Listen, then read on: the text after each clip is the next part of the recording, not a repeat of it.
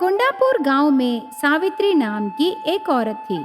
उसका बेटा राम बाबू और बहू कविता थे। राम बाबू खेती का काम करके घर चलाता था। राम बाबू की पत्नी कविता बहुत मोटी रहती थी। जब से वो इस घर की बहू बनी, तब से मोटी बहू आई कह के गांव वाले सावित्री का मजाक उड़ाने लगे। लेकिन राम बाबू उसकी पत्नी मोटी होने पर भी वो चिंतित नहीं था। कविता का ध्यान हर समय खाने पर ही था। घर में अच्छे से खाना बना के खाती थी। एक दिन सास ने, रामू बेटा, इस बार हम अच्छी फसल डाले ना तो बहुत पैसे आएंगे। हाँ माँ, पैसे आएंगे। उन पैसों से मैं एक मोटर बाइक खरीदूंगा माँ। घूमने में मुझे बहुत मुश्किल हो रहा है। क्या अभी तक तुम्हारा मन मोटर बाइक पर ही है? तेरे बचपन से ये बात सुन रही हूँ, पर ऐसे गाड़ियाँ खरीदने से हमें ज्यादा लाभ नहीं रहेगा बेटा। ऊपर से उस गाड़ी को चलाने के लिए पेट्रोल भी चाहिए, उसके लिए बहुत पैसे लगेंगे। तो फिर उसे क्यों खरीदना बेटा? नहीं माँ, बहुत दिनों से मैं बाइक खरीदना चाहता हूँ। ठीक है बेटा, पहले पैसे तो आने दो, बाद में देखेंगे। ऐसे क्यों कहती हो माँ? ऐसे ही जी, सासू माँ ना, बस उनको मेरा पति बाइक पर घूमना पसंद नहीं है। हाँ ना सासू माँ? ऐसे क्यों कहती हो बहू? मेरा बेटा अच्छा रहे वही मेरी इच्छा है। वो मोटर बाइक खरीदने से सबसे ज्यादा खुश मैं ही होती हूँ बहू। आप खुश नहीं होंगे सासू माँ, क्योंकि उस मोटर बाइक पर मेरे पति मुझे ही बिठाएंगे ना। हम दोनों बाइक पर घूमना आपको पसंद नहीं है, इसीलिए आप उन्हें मना कर रहे हो। सही है ना? रामू बेटा, तेरी पत्नी की बातों का क्या कोई मतलब है? जरा तुम उसे समझाओ बेटा, बेकार बातें बहुत करने लगी। कविता, अब बस कर, तू जा यहाँ से। नहीं जाऊंगी, बिल्कुल नहीं जाऊंगी। मेरे हस्बैंड के लिए मैं फाइट कर रही हूँ। आज इस मामले का हल हो जाना है। कविता, नहीं, माँ को ऐसे मत बोल। मैं क्यों चुप रहूं जी? मुझे गुस्सा आने से मालूम है ना मैं क्या करूंगी। मुझे मत रोकिए। कविता गुस्से से किचन में जाती है। बहू का गुस्सा देखकर सावित्री बहुत डर जाती है। रामू बेटा, तेरी पत्नी चाकू लेके आएगी क्या? गुस्से में वो मुझे मार डालेगी बेटा, मुझे डर लग रहा है। अरे माँ, ऐसे कुछ नहीं होगा, तू डर मत। ऐसे क्यों कहते हो बेटा? देखे ना वो कितने गुस्से में है। डर मत माँ, तू खुद देख ले वो अंदर जाके क्या कर रही है। राम बाबू उसकी माँ को लेकर किचन में जाता है। खिड़की में से कविता क्या कर रही है वो माँ को दिखाता है। किचन में बहू कविता खाने के आइटम सामने रख के पूरे खाने लगी। बहू को ऐसे खाते देखकर सास आश्चर्य हो जाती है। बेटा, बहू इतना खा रही है? उसको गुस्सा आने से बस आज हमें खाने को कुछ नहीं बचेगा, भूखा रहना पड़ेगा। घर में रही खाना वो अकेली खा लेगी माँ। हे भगवान, इतना खाना कोई नहीं खाएगा। मेरे घर में इतना बुरा हो रहा है और मैं कुछ नहीं कर सकती। माँ, धीरे बोल, उसको सुनाई देने से उसका गुस्सा और बढ़ के पड़ोस घरों को भी नहीं छोड़ेगी माँ। राम बाबू उसकी माँ को लेकर वहाँ से आ जाता है। उस दिन रात को सावित्री और राम बाबू दोनों घर के बाहर बैठकर उदास होने लगे। इतने में वहाँ मोटी बहू कविता आती है, जैसे वो कुछ नहीं जानती, मासूम चेहरा लेकर। सासू माँ, अब क्या सोच रहे हो? क्या बात है? नहीं नहीं बहू, मैं तो बस यूं ही बैठी हूँ। तो मेरे पति क्यों इतने साइलेंस बैठे हैं? उन्हें क्या हुआ? वो भी ठीक है बहू, कुछ नहीं हुआ। सुनिए, आपको कुछ चाहिए क्या? नहीं नहीं, कुछ नहीं चाहिए। तू जाके आराम करना। तू दिन भर काम करके बहुत थक गई होगी ना? थोड़ी देर बाद मैं अंदर आ जाऊंगा कविता। ठीक है जी, जल्दी आइए। कविता वहां से चली जाती है। कविता जाने के बाद राम बाबू और सावित्री बहुत देर तक बातें करते हैं। गांव में सब लोग मेरी बहू को मोटी बहू कह के मजाक उड़ा रहे हैं बेटा। और ये 4-5 आदमियों का खाना अकेली खा रही है। ये तो कम होना बहुत मुश्किल है। मेरी चिंता मेरी पत्नी के मोटापे से नहीं माँ। वो जब चाहे तब पेट भर खाती रहती है। उस वजह से बहुत पैसे खर्चा हो रहे हैं। महीने में 10 बार सामान ला रहा हूँ। मुझे उसकी चिंता है माँ। मैं समझी बेटा, अब मैं मेरी बहू के बारे में ही सोचूंगी। तू घबरा मत, जाके आराम से सो जा। मैं हर रोज उसी के साथ सोता हूँ। मुझे तो डर है कि कविता के हाथ पैर मेरे ऊपर रखने से कहीं मेरे प्राण निकल न जाए। हे भगवान, ये कैसी परेशानी है। मैं तुझे ऐसे नहीं देख सकती बेटा। तू चिंता मत कर, इस समस्या का परिष्कार मैं करूंगी ना। सावित्री उसके बेटे को हिम्मत दिलाकर वहां से भेज देती है। उस दिन ऐसे बीत जाता है। अगले दिन सावित्री सबसे पहले उठकर उसकी बहू को बुलाती है। कविता अचानक से नींद से उठती है। उठने के बाद बहू सास का चेहरा देखकर, सासू माँ, आप यहाँ? कॉफी चाहिए क्या? नहीं बहू, आज से मैं खाना बनाऊंगी। तू किचन में मत आ बहू। तू हर चीज मुझसे मांगना, मैं तुम्हें बना के देती हूँ। ओह, सुबह सुबह आपका चेहरा देखी ना तो आज पूरा ऐसे बेकार बातें ही सुनना पड़ेगा, ऐसे कहती है। क्या कह रही है बहू? कुछ नहीं सासू माँ, आप खाना बनाना चाहते हो तो ठीक है, कर लीजिए। उस दिन सास खाना बनाती है। इतने में राम बाबू रेडी होकर आता है। दोनों उधर बैठ जाओ, अभी मैं खाना लगाती हूँ। सासू माँ, खाना आप अकेले बनाए? बहुत थक गए होंगे। अभी आप बैठ जाइए, मैं अंदर से लाके खाना लगाती हूँ। हाँ माँ, तू बैठना, कविता लाके रखेगी। खाना बना के तू बहुत थक गई होगी। ठीक है, तेरी इच्छा बहू, जाके खाना ला दे। सावित्री उसकी बहू कविता को किचन में भेजती है। बहुत देर होने के बाद भी कविता बाहर नहीं आती। सावित्री और राम बाबू को शक होता है। दोनों जाकर किचन के खिड़की में से देखते हैं। किचन में फिर से सभी आइटम्स आगे रख के कविता खा रही थी। उसे देख के सावित्री शॉक हो जाती है। उस दिन भी ऐसे होने पर माँ बेटे बहुत दुखी होते हैं। अगले दिन सुबह सावित्री उसकी बहू को लेकर शहर में एक होटल को जाती है। सासू माँ, मुझे यहाँ क्यों लाए?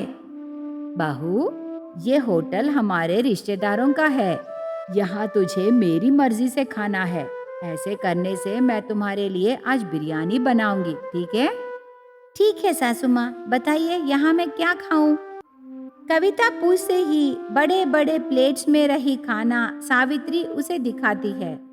इतने सारे आइटम्स देखकर कविता खाना शुरू करती है। वो सारे आइटम्स खाने लगी।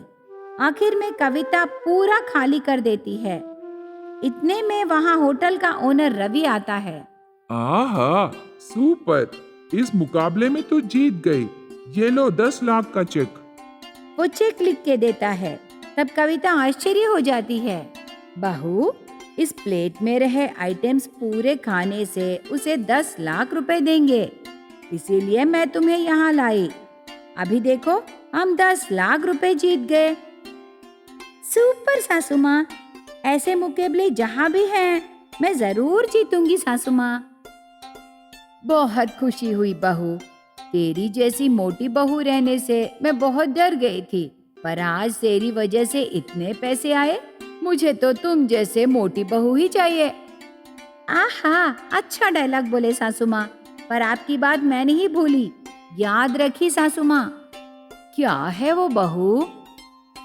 यहाँ के सारे आइटम्स खाने से आप बिरयानी बनाते बोले ना, बनाओगे ना? जरूर बनाऊंगी बहू। चलो घर चलते हैं, तेरे लिए बिरयानी के साथ साथ मटन करी भी बनाऊंगी बहू। चलो ना। सावित्री उसकी मोटी बहू को घर ले जाती है।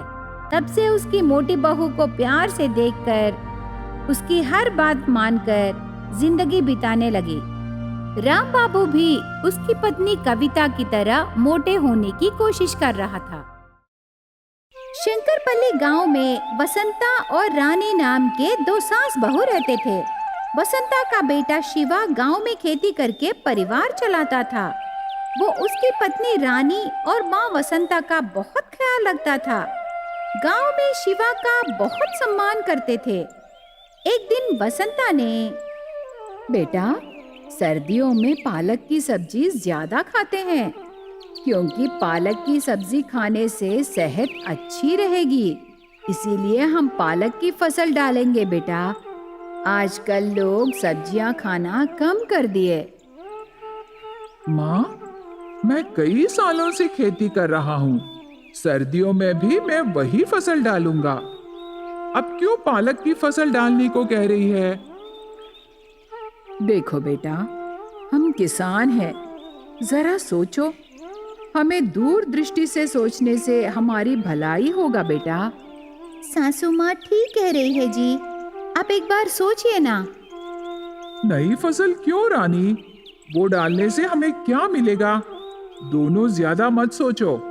हमारी जो फसल है वो ही ठीक से उगने से काफी है। तुम दोनों मेरा सर मत खाओ, समझे? बेटा, क्यों इतना गुस्सा हो रहे हो? बस कर माँ, थोड़ी देर दोनों चुप रहो। मैं जरा बाहर जाके आऊंगा। शिवा खेत को जाने लगा। सास बहू बैठे रहते हैं। रानी के दिमाग में सास की बातें याद आने लगे। तब वो अपनी दिल की बात सास से ऐसे कहने लगी, सासू माँ, आप पालक क्यों उगाना चाहते हो? उससे हमें क्या मिलेगा सासू माँ? ऐसे क्यों पूछ रही है बहू? पालक उगाने से बहुत लाभ हैं। सर्दियों में पालक खाने से सेहत के लिए अच्छा है बहू। ओह, मैं आज तक उसके बारे में ज्यादा नहीं जानती सासू माँ। सर्दियों में पालक खाने से क्या क्या लाभ है सासू माँ? सर्दियों में सबको काफी दिक्कतें होती है, खासकर खांसी, जुकाम जैसी समस्याएं ज्यादा आते हैं। तब पालक की सब्जी खाने से स्वास्थ्य के लिए बहुत लाभ होगा बहू। पालक की सब्जी खाने से वेट कम होगा, खासकर आंखों के लिए बहुत अच्छा है बहू। पालक खाने से इम्यूनिटी बहुत बढ़ेगी, हार्ट अटैक्स नहीं आएंगे। इसीलिए बहुत सारे लोग सर्दियों में पालक ज्यादा खाते हैं। इतने फायदे हैं सासू माँ, तो कई लोग पालक खाएंगे ना? इस साल बारिश के वजह से कई किसान खेती करना छोड़ दिए और इस सर्दियों के मौसम में कई लोग उनके जमीनों को खाली रख दिए। इसीलिए मैं उससे पालक उगाने के लिए बोली। पर क्या करें, वो कहाँ सुन रहे सासू माँ? हाँ बहू, वो शाम को घर आएगा ना, तब तू उसे समझा बहू। अरे वो मेरी बात कहाँ सुनते सासू माँ? बहू, हम पालक की फसल डालने से हमें बहुत पैसे मिलेंगे। शिवा की साल भर की कमाई सिर्फ इसी में मिलेगा बहू। इसीलिए तू उसे समझाना। ठीक है सासू माँ, मैं उन्हें समझाने की कोशिश करूंगी। ऐसे सास बहू बातें करते हैं। उस दिन रात को शिवा घर नहीं आता। वो खेत में पहरा करने लगा। अगले दिन सुबह शिवा घर आता है। रानी पति के लिए राह देख रही थी। रानी को देखकर शिवा चौंक जाता है। रानी, लगता है तू मेरे लिए बहुत देर से राह देख रही है। क्या हुआ? क्यों मेरे लिए देख रही है? आपसे एक जरूरी बात कहना है जी। पहले आप आके खाना खाइए, उसके बाद हम बातें करेंगे। नहीं नहीं, पहले बात क्या है बता, बाद में मैं खाना खाऊंगा। ऐसे शिवा पूछने पर रानी पति को पूरी बात बताई। वो पालक की फसल के बारे में जिद करने लगे। रानी कहने के बाद भी शिवा की सोच नहीं बदलती। वो रानी पर गुस्सा होने लगा। ये सब ठीक नहीं है रानी। पिछले हफ्ते ही हम फसल डाले और अब दूसरी फसल डालना कैसे होगा रानी? तू माँ के साथ मिलके पालक पालक कहने से कैसे? अभी तो हमारे बहुत पैसे खर्चा हुए। उस पालक की फसल डालने के लिए हमें और पैसे चाहिए। इतने पैसे हमारे पास कहाँ है रानी? हाँ जी, पर बस कर रानी, चुप हो जा। अभी हम पालक की फसल नहीं डाल सकते। हमारी पुरानी फसल ठीक है ना? मेरी बात मान, मुझे देर हो रही है, मैं जा रहा हूँ। शिवा फिर से खेत को चला जाता है। शिवा की बात रानी उसकी सास से कहती है। सास बहुत दुखी होती है। सास वसंता पालक की फसल के बारे में बार बार सोचने लगी। पालक की फसल को कई लोग मेडिसिन डाल के उगा रहे हैं। उसे खाने से कई लोगों की सेहत बिगड़ रही है बहू। लेकिन हम अच्छा पालक उगाने से सब लोग हमारे पास आके खरीदेंगे बहू। हाँ सासू माँ, ये बात उनसे कहने से कोई लाभ नहीं है। हमें ही कुछ करना पड़ेगा सासू माँ। दोनों सास बहू रात भर बहुत सोचते हैं। अगले दिन रानी को एक अच्छा आइडिया आता है। सासू माँ, मुझे एक अच्छा आइडिया आया। क्या है वो अच्छा आइडिया बहू? पालक की फसल हम डालेंगे सासू माँ। वो कैसे होगा बहू? शिवा मना कर रहा है ना। उनसे बिना बताए हम पालक उगाएंगे सासू माँ। उनकी फसल से हमारी फसल ही जल्दी उगेगी। तब उन्हें पालक की फसल के बारे में समझ आएगी सासू माँ। हमें तो सिर्फ ये एक ही रास्ता है। बहू, ये ठीक है, पर शिवा को बिना बताए हम पालक कैसे उगाएंगे? क्या वो मुमकिन है? हाँ सासू माँ, वो हर रोज खेत का पहरा करने जाते हैं ना, उस समय हम पालक की फसल डालेंगे। इसके लिए हमें जमीन चाहिए ना, वो कहाँ है? उसकी जरूरत हमें नहीं है सासू माँ। हमारे घर के पीछे पुराना कुआं है ना, उसमें पानी भी है। हम वहाँ पालक उगाएंगे सासू माँ। लेकिन ये सब मेरे पति को बिल्कुल पता नहीं चलनी चाहिए। हमें बहुत होशियार से रहना है सासू माँ, क्योंकि वो उस तरफ नहीं जाएंगे ना। तो पालक उगाने के लिए उसके बीज मैं लाऊंगी बहू। जल्दी से हम अपना काम शुरू करें। ठीक है सासू माँ, आज रात को हम अपना काम शुरू करेंगे। ऐसे सास बहू बातें करते हैं। उस दिन रात को सास पालक के बीज रेडी करती है। रानी बीज बोने के लिए सभी तैयारियां करती है। शिवा घर में खाना खाने के बाद वो हर रोज की तरह खेत का पहरा करने जाता है। तब सास बहू घर के पीछे जाकर पालक के बीज बोते हैं। रात भर बीज बोने का काम करके घर आकर सो जाते हैं। सुबह होने के बाद शिवा घर आता है। अरे, आज खाना नहीं बनाए क्या? दोनों के आंखें लाल क्यों हैं? क्या हुआ माँ? कुछ नहीं बेटा, कल रात को मच्छरों से बहुत परेशानी हुई, इसीलिए जरा देर से सोए। और कुछ नहीं बेटा। आप क्यों ऐसे हो जी? फसल हमारे हाथ आने का टाइम आया ना। सिर्फ 1 महीने में हम फसल काट सकते हैं। इस बार हमें मुनाफा मिलना है, उसी बात की चिंता हो रही है रानी। ये महीना पूरा खेत के पास ही रहूंगा, क्योंकि पंछियों से और चूहों से फसल को बचाना है ना। ओह, तो मैं हर रोज आपके लिए खाना वहीं लाऊंगी जी। आप चिंता मत कीजिए। ठीक है रानी। शिवा के लिए हर रोज लंच ले जाकर उनकी पालक की फसल उगाने लगे। 1 महीना खत्म होता है। एक दिन शिवा की फसल एक ट्रक भर होती है। उसे देख के शिवा बहुत खुश होता है। लेकिन उस दिन उनके गांव को और 2 ट्रक्स आते हैं। उन 2 ट्रक्स में पालक की फसल रहती है। उसे देख के शिवा चौंक जाता है। वहाँ माँ और पत्नी रहते हैं। क्या माँ, ये पालक तू उगाई? हाँ बेटा, तू मेरी बात नहीं सुना, पर मेरी बहू हाँ बोली। हम दोनों हमारे घर के पीछे पालक की फसल डाले। तुम्हारे फसल के कितने पैसे मिले? 1 लाख रुपए मिले माँ। बस, हमारी फसल को 4 लाख मिले। अब तो माँ की बात सुनो बेटा। माँ की बात सुनकर शिवा सर झुका लेता है। उसके बाद सास बहू पैसे देखकर बहुत खुश होते हैं। माफ करो माँ, पुरुष होने के गर्व से मैं तेरी बात नहीं सुना। अब मैं भी तुम दोनों के साथ पालक की फसल उगाऊंगा माँ। सर्दियों का मौसम खत्म होने को है, तो हमें पालक और ज्यादा उगाना है। तुझे कोई शक है तो मेरी बहू से पूछ बेटा। ऐसे माँ कहने पर शिवा दंग रह जाता है। वो बात सुन के रानी बहुत हंसती है। उसके बाद तीनों एक ही फसल उगाकर बहुत पैसे कमाकर खुशी से रहने लगे।